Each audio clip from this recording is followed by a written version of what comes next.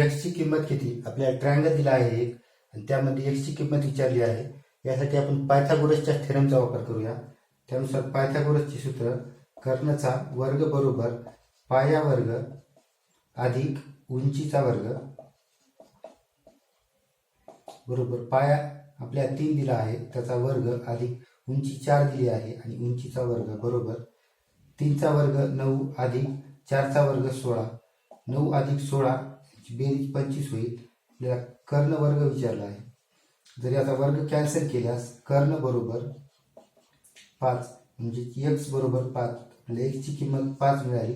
आपल्या प्रश्नाचं उत्तर असेल ऑप्शन क्रमांक 1 5 ही x ची किंमत असेल.